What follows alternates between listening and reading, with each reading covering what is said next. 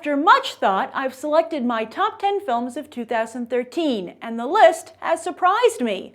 Not a single comic book film made the cut, which should be reassuring to those of you who worry the genre is taking over Hollywood. Apparently, other stories are still being told, and told well. As for why I didn't pick any comic book movies, it's because I felt this year's crop all missed the mark to some degree. Some might even argue that the genre has lost a bit of ground, but don't worry, it has plenty of new opportunities coming up. Now again, this is my own personal list. I urge you to share your own top 10 list in the comments down below and to cast your vote and be on the trailer's annual poll via the link in the video description. You have until midnight on January 2nd, 2014 to do so. Number 10, Anchorman 2. I didn't even like the first one. Yet Will Ferrell and Adam McKay's decision to mix their absurdist brand of comedy with a smart commentary on today's news industry is a stroke of genius. This film stands shoulder to shoulder with 1976's Network, and Aaron Sorkin wishes Newsroom was this on target. And Anchorman 2 even proves that telling people what they need to hear can be highly entertaining if you make the effort. I've never thought so much while laughing so hard. Number 9, The Conjuring.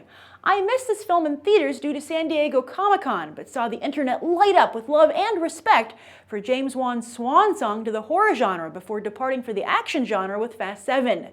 It is impressive that he can go out on a high note like this, proving that a good horror film can also be highbrow, a la Stanley Kubrick's The Shining. But I don't just admire this film for its craft. It is by far and away one of the scariest films I've ever seen, a fear that held me in its grip even after I'd finished watching it. I haven't experienced that since 2007's The Orphanage, whose own director J.A. Bayona has interestingly just made the jump to blockbusters himself, landing the World War Z sequel. 42, The Butler, Fruitvale Station, and 12 Years a Slave were all excellent films that tackle the difficult subject of race relations. Yet at the end of the year, I feel it's Mandela Long Walk to Freedom which distinguishes itself from the pack. Doing a person's life justice in 2 to 3 hours is a tall order, particularly someone who has done as much and whose life has meant as much as Nelson Mandela. Furthermore, Mandela turned to violence while fighting for his people, which is a delicate matter, particularly in today's world, where terrorism is arguably our biggest threat. Yet Idris Elba, director Justin Chadwick, and screenwriter William Nicholson, adapting Mandela's autobiography, pull it off. The result is one of those rare films that bring history to life, both epic and intimate at the same time. Number 7, another comedy. Sure, we all love to laugh, but as the Oscars have shown, it's hard for comedies to compete with dramas when it comes to standing the test of time. But it would seem that comedies are getting smarter. On the surface, This Is the End is a delightfully subversive comedy with actors lampooning their own celebrity. Yet just like Anchorman 2, This Is the End has a strong message about the importance of being a good person. Who'd ever expect to see that in a Seth Rogen movie? And almost as impressive is that This Is the End doesn't just lampoon disaster movies, but actually is a disaster movie, complete with impressive special effects, which only strengthens the reality of the film and the jokes. Number 6 on my list is World War Z. I loved this movie from the moment its trailer debuted, and it might have helped that I never read the original novel, a sticking point for many who did. But I don't just love World War Z for its action sequences and scares, but for how it takes the first steps towards redefining the male action hero. The hero here isn't a wise guy with a weapon who just happens to have elite military training, his muscles glistening under sweat and grit.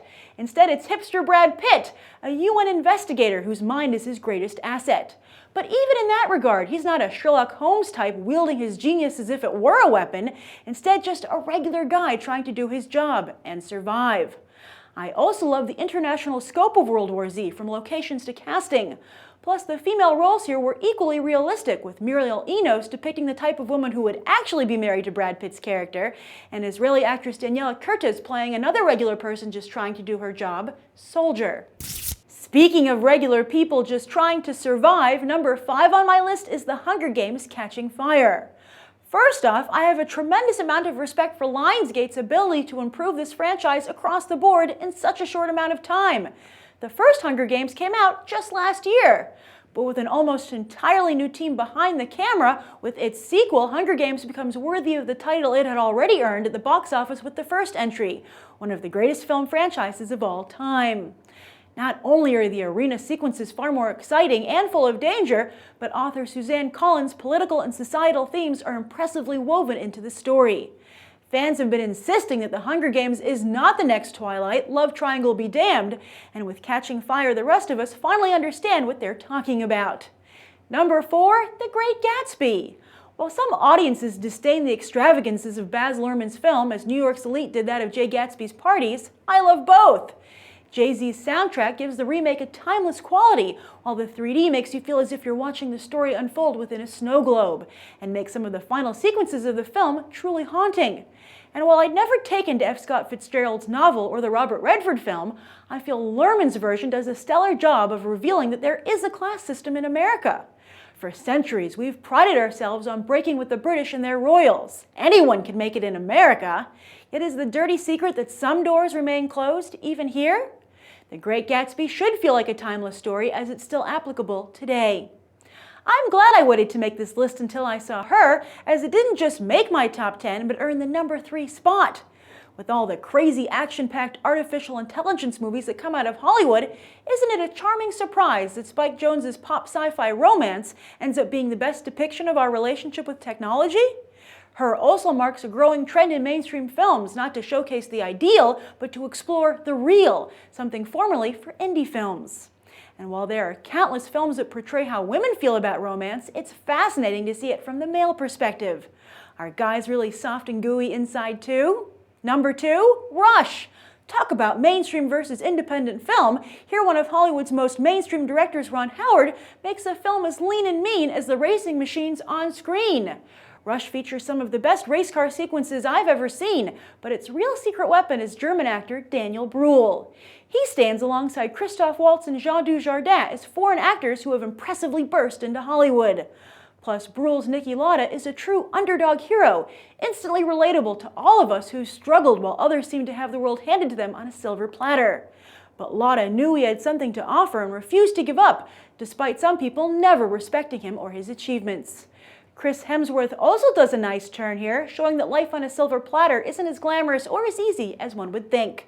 So what's my favorite film of the year? Number 1 is Saving Mr. Banks, a film which seems in danger of being tragically overlooked. I blame the marketing campaign, which has tried to sell this as a lighthearted behind-the-scenes look at Walt Disney, with the Disney studio putting its founder on a pedestal.